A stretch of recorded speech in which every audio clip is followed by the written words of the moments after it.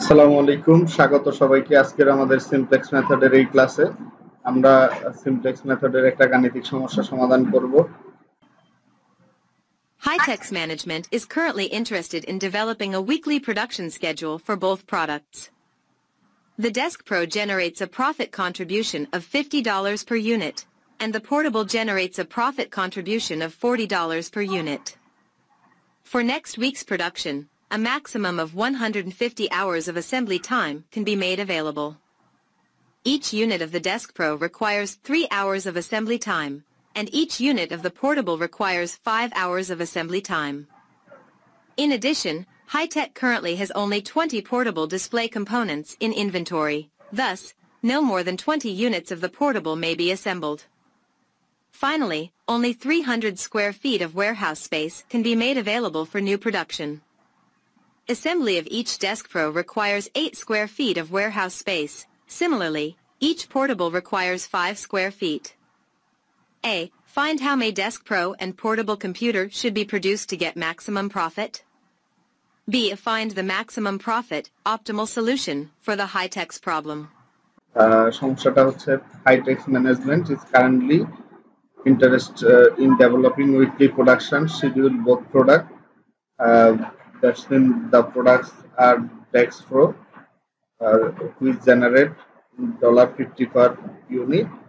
Another product is Portable, which generate $40 per unit. Hi-tech management যে দুটো product তৈরি করবে, একটা হচ্ছে ডেস্ক প্রো আর একটা হচ্ছে পোর্টেবল ডিসপ্লে। এই দুটো ডিসপ্লে, প্রথমটা হচ্ছে আমাদের $50 জেনারেট করতে পারবে পার ইউনিটে, পরেরটা হচ্ছে $40 প্রফিট জেনারেট করতে পারবে। তাহলে ফর নেক্সট উইক প্রোডাকশন এ minimum 150 hours of assembly time. তাহলে অ্যাসেম্বলি টাইম আছে হচ্ছে 150 আওয়ার। এরপরে made available each unit desk pro require 3 hour assembly time. Desk প্রোর প্রতিটাতে এই 150 এর মধ্যে ডেস্ক প্রো লাগে হচ্ছে 3 আওয়ার, আরেকটা লাগে হচ্ছে পরেরটা each unit of portable require হচ্ছে 5 hour. In addition to currently on 20 portable display component in inventory, অর্থাৎ তাদের ইনভেন্টরিতে 20টা পোর্টেবল ডিসপ্লে তৈরি করার মতো কম্পোনেন্ট আছে। Thus, no more 20 unit portable may be assembled, অর্থাৎ 20 ইউনিটের বেশি পোর্টেবল ডিসপ্লে অ্যাসেম্বল করা যাবে না। Finally, only 300 square feet of warehouse space can be made available for production. তাদের ওয়্যারহাউস আছে 300, অর্থাৎ আমরা যেই পরিমাণে তৈরি করি না কেন পোর্টেবল আর ডেস্ক প্রো মিলিয়ে হচ্ছে 300 হইতে পারবে সর্বোচ্চ। Assembly desk pro each require 8 square feet warehouse space. Similarly each portable require 5 square feet. এবার আমরা প্রবলেম দুটো সলভ করার জন্য প্রথম প্রবলেমটা হচ্ছে how many Desk Pro and portable computers should be produced to get maximum profit, অর্থাৎ maximum profit তৈরি করার জন্য আমার কয়টা Desk Pro তৈরি করতে হবে আর হচ্ছে কয়টা পোর্টেবল ডিসপ্লে তৈরি করতে হবে। Find the maximum profit, optimal solution for the high tech problem. তাহলে এবার আমরা জানি লিনিয়ার প্রোগ্রামিং প্রবলেম সলভ করার জন্য প্রথমে একটা লিনিয়ার প্রোগ্রাম ডেভেলপ করতে হয়। তাহলে আমরা লিখে হচ্ছে ডেভেলপ এলপিপি, অর্থাৎ এই হাইটেক প্রবলেমের জন্য আমরা এলপিপি ডেভেলপ করব। এর জন্য হচ্ছে প্রথমে আমাদের ধরে নিব, যেহেতু আমাদের দুটো জিনিসের কথা বলা আছে, পোর্টেবল হচ্ছে আরেকটা ডেস্ক প্রো। তাহলে প্রথমটা ধরে নেই x1 ইকুয়াল হচ্ছে ইউনিট অফ ডেস্ক প্রো, অর্থাৎ যত ইউনিট ডেস্ক প্রো তৈরি করতে হবে সেটাকে আমরা x1 ধরে নিলাম, আর x2 হচ্ছে ইউনিট অফ পোর্টেবল ডিসপ্লে। এই x1 x2 কে ধরে আমরা হচ্ছে পরবর্তী এলপিপি গঠন করব। তাহলে এখানে আমরা দুটো জিনিস দেখছিলাম, একটা হচ্ছে আমাদের ডেস্ক প্রো হচ্ছে 50 প্রফিট জেনারেট করতে পারে, আর একটা হচ্ছে 40 পার ইউনিট প্রফিট জেনারেট করতে পারে। তাহলে এইবার আমাদের হচ্ছে ম্যাক্সিমাম প্রফিটটা দাঁড়াবে হচ্ছে, এখন আমরা এখনো প্রবলেম সলভ করা পর্যন্ত জানি না যে হচ্ছে আমাদের কত কতটা প্রোডাকশন করা হবে। তো এখন আমরা যেহেতু জানি না, অর্থাৎ একটা হচ্ছে $50 প্রফিট করে ডেক্সপ্রোতে, তাহলে আমরা যেহেতু x1 পরিমাণ করব, তাহলে x1 হচ্ছে আরো বেশি, অর্থাৎ 50x1 প্লাস হচ্ছে এরপরে পোর্টেবল হচ্ছে 40x2। এটা হচ্ছে ম্যাক্সিমাম প্রফিট আমরা যদি জেড দড়ি ধরতে পারি। এরপরে হচ্ছে এবার আমাদের কিছু কনস্ট্যান্ট আছে, এই কনস্ট্যান্ট গুলো আমরা ধরি। প্রথমটা হচ্ছে যদি আমরা বলি আমাদের অ্যাসেম্বলি টাইমের একটা কনস্ট্যান্ট আছে, অ্যাসেম্বলি টাইম কনস্ট্যান্ট। তাহলে অ্যাসেম্বলি টাইম আমাদের আছে ম্যাক্সিমাম হচ্ছে, এই যে প্রশ্নে আমরা দেখেছিলাম আমাদের অ্যাসেম্বলি টাইম আছে হচ্ছে 150 আওয়ার, অর্থাৎ এই 150 আওয়ার হচ্ছে প্রথমটা, পোর্টেবল হচ্ছে 5 আওয়ার আর ডেস্কটপে হচ্ছে 3 আওয়ার। তাহলে অ্যাসেম্বলির কনস্ট্যান্টটা হবে হচ্ছে 3x1 প্লাস হচ্ছে 5x2। এই সবগুলো less than or equal to হচ্ছে 150, যেহেতু আমরা সর্বোচ্চ 150 আওয়ার ব্যবহার করতে পারবো। অ্যাসেম্বলি টাইমের পরে হচ্ছে পোর্টেবল ডিসপ্লের কম্পোনেন্ট আমরা পড়েছিলাম, পোর্টেবল কনস্ট্যান্ট, অর্থাৎ পোর্টেবল তৈরি করা যাবে সর্বোচ্চ 20টা, অর্থাৎ 20টার মতো আমাদের আছে। তাহলে আমরা 20টা তৈরি করব কিনা সেটা এখনো জানি না, সেজন্য আমরা ধরে নিয়েছিলাম সেটা হচ্ছে x2। এই x2 টা লেস দেন ইকুয়াল টু হচ্ছে 20, অর্থাৎ 20 সমান হইতে পারবে অথবা ছোট হইতে পারবে, ছোট কোনো একটা সংখ্যা। এগুলো আমাদের দুটো কনস্ট্যান্ট। এরপর 3 নাম্বারটা হচ্ছে ওয়্যার হাউস আমাদের অ্যাভেলেবেল ছিল হচ্ছে 300, আর এই 300টার আমরা লেস দেন ইকুয়াল টু 300 ব্যবহার করতে পারবো। সেক্ষেত্রে আমাদের প্রশ্নে দেওয়া ছিল ডেস্কটপের জন্য আমাদের লাগে হচ্ছে প্রতি ইউনিটে 8, আর হচ্ছে পোর্টেবলের জন্য লাগে হচ্ছে প্রতি ইউনিটে 5। তাহলে আমরা এখানে লিখবো হচ্ছে ডেস্কটপ হচ্ছে 8x1 প্লাস হচ্ছে 5x2 less than or equal to হচ্ছে 300। এই হচ্ছে আমাদের তিনটা কনস্ট্যান্ট। এরপরে আরেকটা হচ্ছে আমাদের নন নেগেটিভিটি কনস্ট্যান্ট বলা থাকে, অর্থাৎ এই x এবং নেগেটিভিটি কনস্ট্যান্ট, x1 এবং x2 এই দুটো less than or equal to 0। তার মানে হচ্ছে এটা 0 এর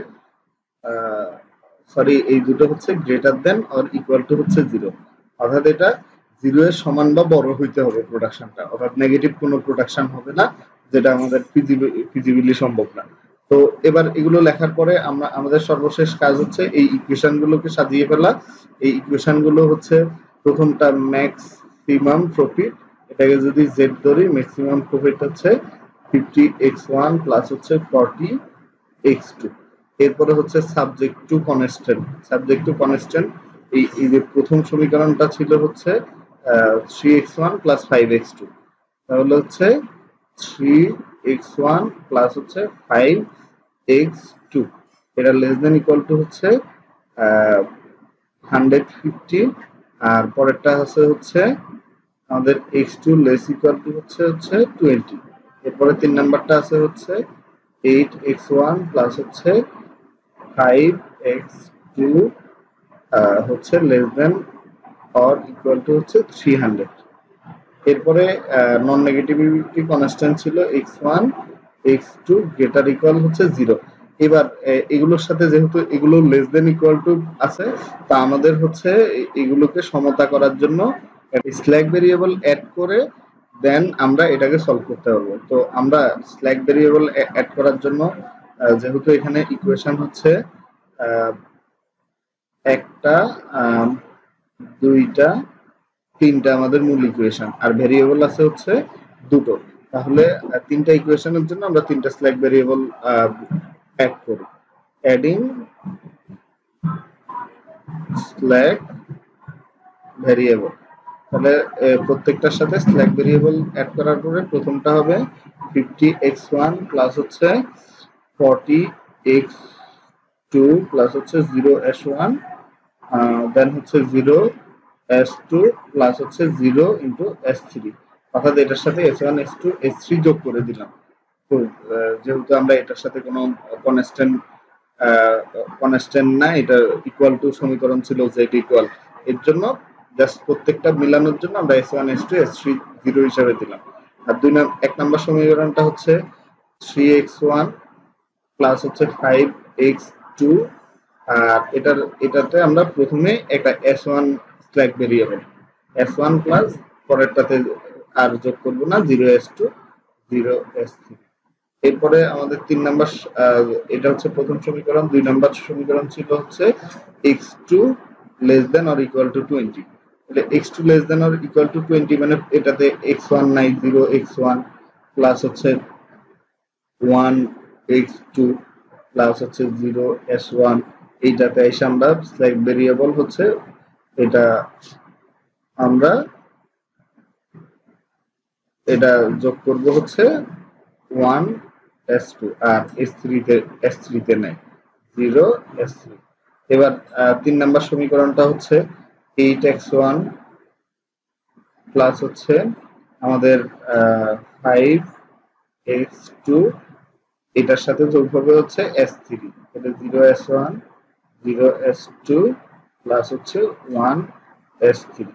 এটা হচ্ছে আমাদের স্ল্যাক ভেরিয়েবল যোগ করা হয়ে গেছে। এবার স্ল্যাক ভেরিয়েবল যোগ করার পরে আমরা দেখলাম আমরা যে স্ল্যাক ভেরিয়েবল যোগ করছি সেটা দাঁড়াইছে হলো এরকম, জাস্ট হচ্ছে প্রথমটাতে 1, দ্বিতীয়টাতে 1, তৃতীয়টাতে অর্থাৎ অর্থোগোনাল ম্যাট্রিক্সের মতো 0 0 0, প্রথম দুটো 0, অর্থাৎ এরকম একটা 1 1 করে আমরা যোগ করছি। প্রথমটা হচ্ছে 1s1 1s2, এরপরে হচ্ছে 1s3, এইটুকু আমরা যোগ করে নিলাম। যোগ করে এটা হচ্ছে প্রথম ইকুয়েশনটা হচ্ছে 150, দ্বিতীয় ইকুয়েশনটা হচ্ছে 20, তারপরে ইকুয়েশনটা হচ্ছে আমাদের 300।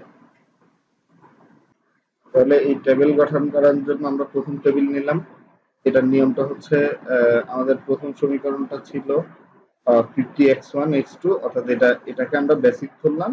তাহলে এই বেসিক গুলো হচ্ছে x1 আছে, x2 আছে, x1 x2 আর s1 s2 s3, এই তিনটা স্ল্যাক ভেরিয়েবল আমরা যোগ করে নিয়েছি। এর প্রথম সমীকরণটাতে আমাদের ছিল হচ্ছে এটার সাথে 50 40 0 0, 50 লিখলাম আমরা, 40 লিখলাম, তিনটা 0 লিখে দিলাম, এই হচ্ছে তিনটা 0। আর প্রথমটাতে কোনো কনস্ট্যান্ট নাই। এই হচ্ছে 1 নাম্বার সমীকরণ, 2 নাম্বার সমীকরণ, এটা হচ্ছে আমাদের 3 নাম্বার সমীকরণ। তাহলে প্রথমটাতে ছিল x1 এর সাথে 3 5 1 0 0, তাহলে আমরা লিখলাম 3 5 1 0 0। এটা হচ্ছে প্রথম ইকুয়েশনটা হচ্ছে 150, দ্বিতীয় ইকুয়েশনটা হচ্ছে 20, তারপরে ইকুয়েশনটা হচ্ছে আমাদের 300। এই তিনটা ইকুয়েশনের ভ্যালুগুলো আমরা বসাই দেই এখানে। প্রথমটাতে আমাদের কনস্ট্যান্ট 150 20 300, আর দ্বিতীয় সমীকরণটাতে হচ্ছে 0 1 0 1 0। তাহলে আমরা এই যে বসাইলাম 0, এটা হচ্ছে প্রথম বেসিক গুলো 0 1 0 1 0, আর এই বেসিক গুলো s1 s2 s3, এগুলো হচ্ছে প্রথম অবস্থায় তিনটা 0 ছিল এই বেসিক সিবি হিসেবে।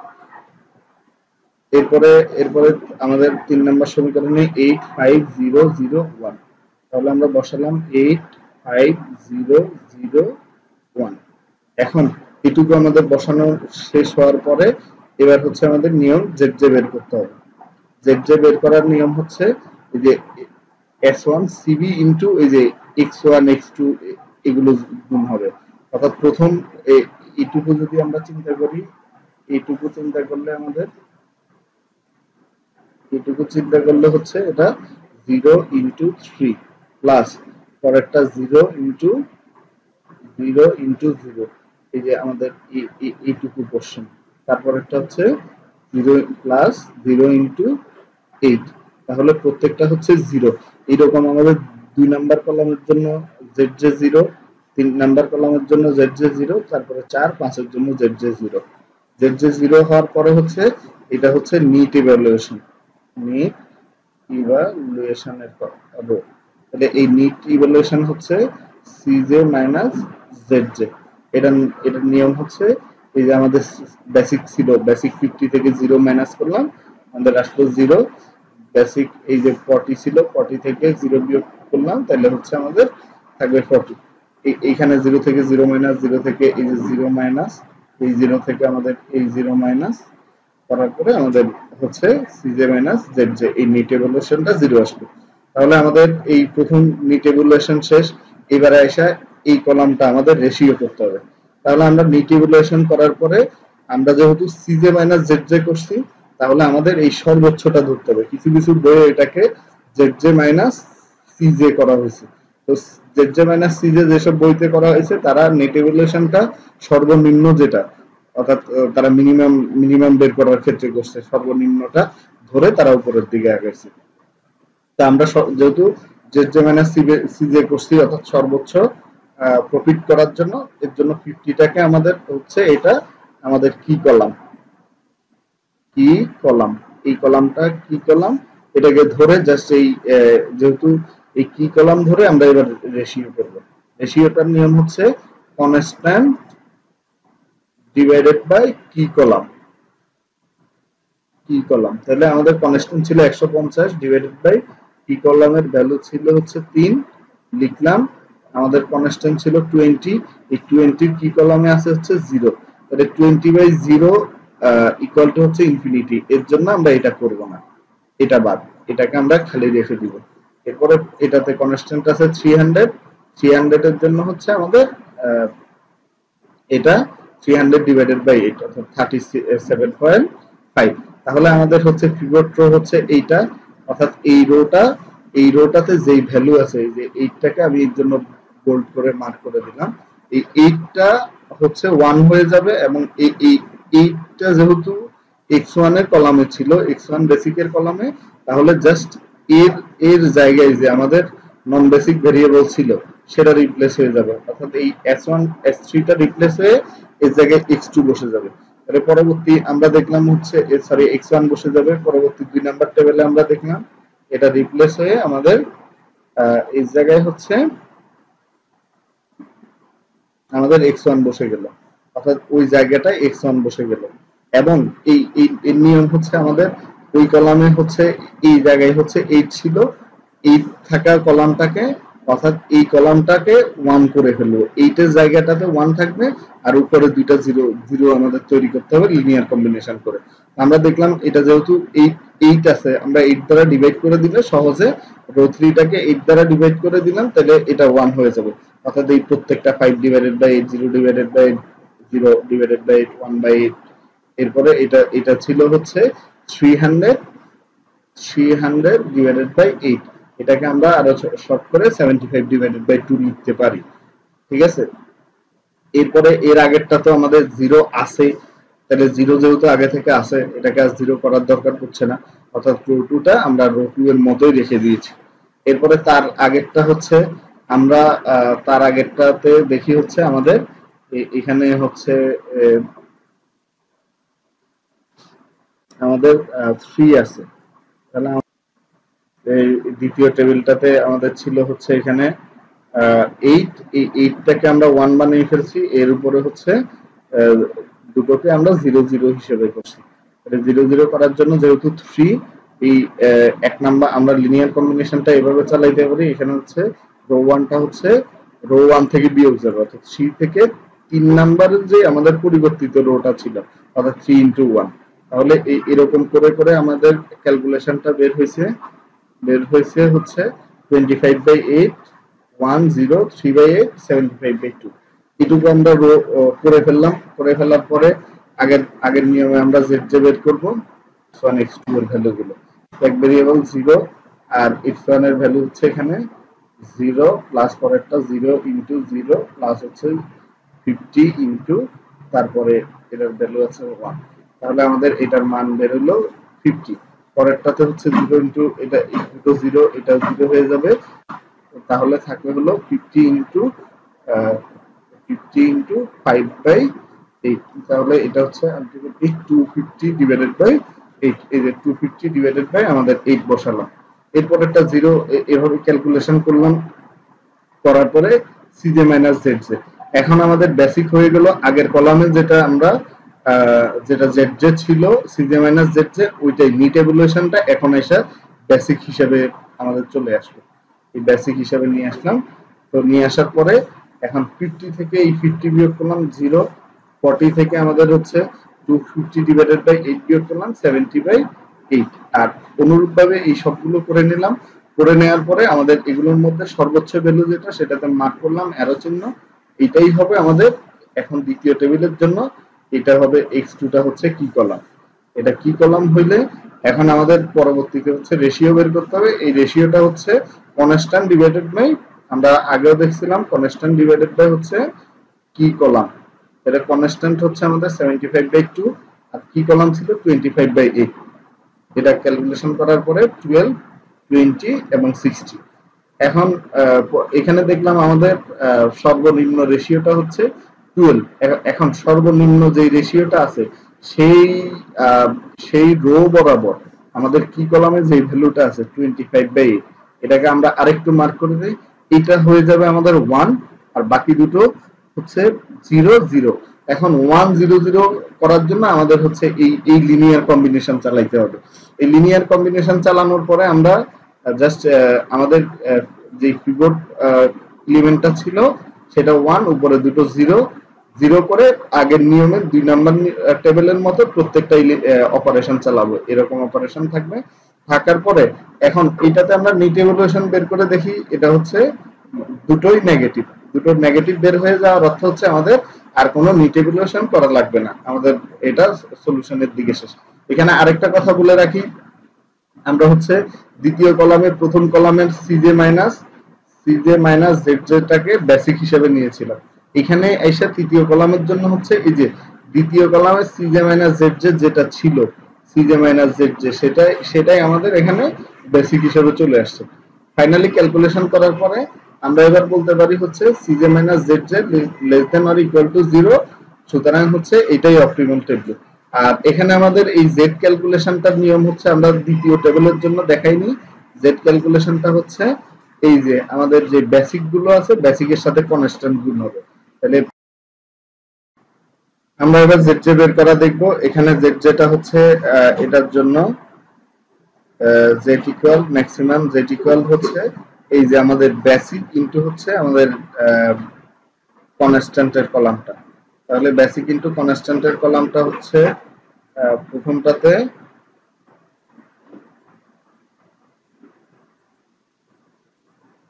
এটা হচ্ছে, তাহলে আমাদের এটা 75/2 জেড ইকুয়াল টু হচ্ছে প্রথমটা 0 ইনটু 75/2, দেন হচ্ছে প্লাস পরেরটা আমার s1 0 আছে, তাহলে 0 ইনটু 20 প্লাস হচ্ছে এরপরেরটা 50 আছে 50 ইনটু 75/2। তাহলে আমাদের এখানে বের হইলো হচ্ছে এটা এই দুটো ক্যালকুলেশন করলে হচ্ছে 1875। এরপরে সেম ভাবে আমাদের হচ্ছে 3 নাম্বার রো এর জেডটা বের করলে এরকম হবে ম্যাক্সিমাম জেড। তাহলে আমাদের এখানে বেসিক হচ্ছে 40 ইনটু হচ্ছে 12 প্লাস হচ্ছে এই যে আমাদের এই কনস্ট্যান্ট কলামটা।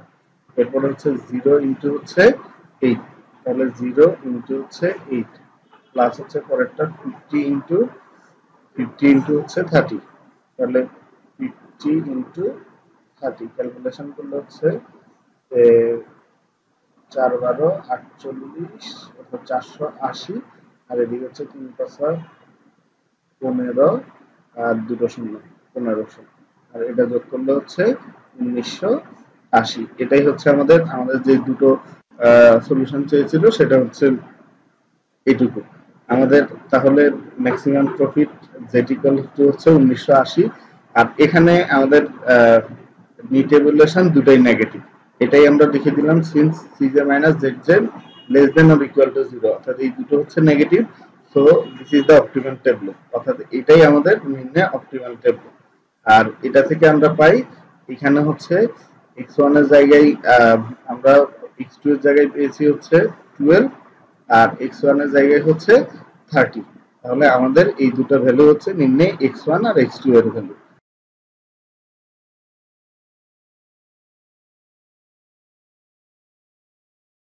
আজকের লেকচার এই পর্যন্ত। সবাই ভালো থাকবেন। ধন্যবাদ সবাইকে। পরবর্তী লেকচার দেখার আমন্ত্রণ রইল।